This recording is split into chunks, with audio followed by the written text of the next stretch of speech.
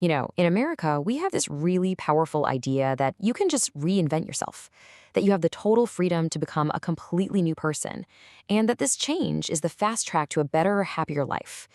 It's a story we tell ourselves, and it's woven deep into our cultural fabric. But what if that story isn't the whole picture? We're going to put that cultural ideal to the test today.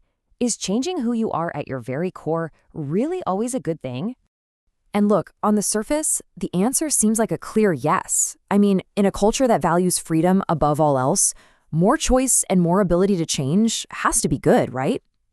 Well, some fascinating research suggests there might be a hidden cost to all that change, and the story is way more complicated than you'd think. To really get why, we've got to talk about our identity first. Because it's more than just a label, it's like a psychological anchor that helps us navigate the chaos of the world.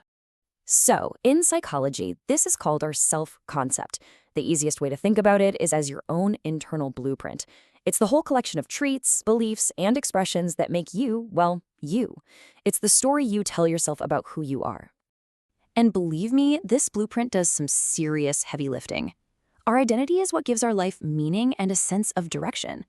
It acts as a behavioral compass that guides our actions, it helps us adapt to major life events, and it even makes it possible for us to set and achieve long-term goals. Seriously, without a relatively stable self-concept, we'd kind of be lost at sea. Okay, so how does this stable anchor hold up against that constant cultural pressure to change? Well, a really groundbreaking study decided to find out by comparing two very, very different cultures. What researchers did was look at long-term data from thousands of people in the United States and hundreds in Japan. They measured how much people's self-concept changed over about 4 years, and then, and this is the key part, they looked at how that change affected their overall well-being. Now, this comparison is absolutely crucial. See, in the US, there's this huge cultural value placed on being consistent, on being a rock, on being true to yourself. But in Japan, the culture tends to prioritize flexibility and adapting yourself to maintain social harmony. So you've got two totally different ideals about the self. So, what happened when they crunched the numbers? This is where that whole reinvention myth really starts to unravel. Okay, here's the first bombshell. For Americans, the more their self-concept changed, the more unstable it was, the lower their well-being. And this wasn't some tiny effect.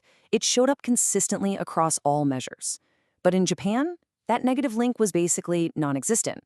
And just so we're clear, well-being here means more than just feeling happy.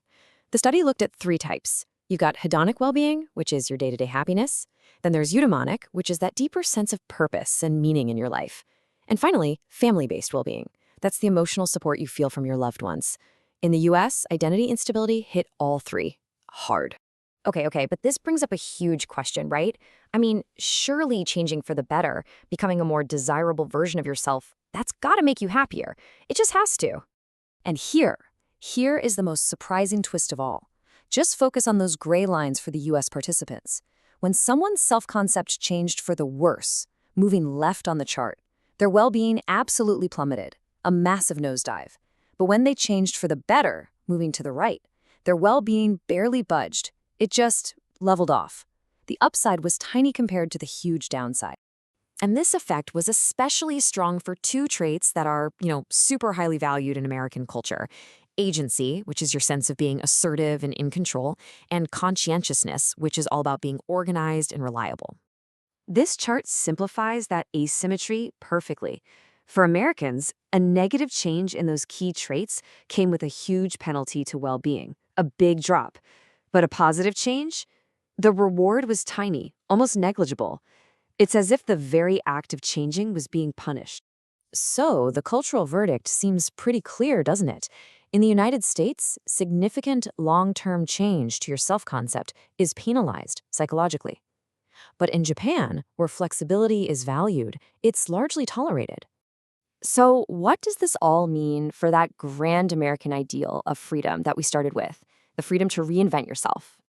Well, the study suggests a really powerful interpretation. In the US, the cultural premium on consistency is so strong that the psychological penalty for simply being inconsistent can actually cancel out the benefits of positive self-improvement. Think about that. We want to improve, but we also punish ourselves and are maybe punished by others for the instability that change creates. The researchers themselves summed it up with this incredible paradox. They wrote, Although American culture often espouses the sanctity of freedom, American culture may also limit people's freedom to change how they see themselves over time. Wow, a culture that celebrates the freedom to change may in fact be subtly limiting that very freedom. And that leaves us with a final provocative thought. If the pressure to be a consistent, stable self is so strong that it penalizes our own growth, what does the freedom to be ourselves really mean? Is it the freedom to change, or is it the freedom to be unshakably, consistently you?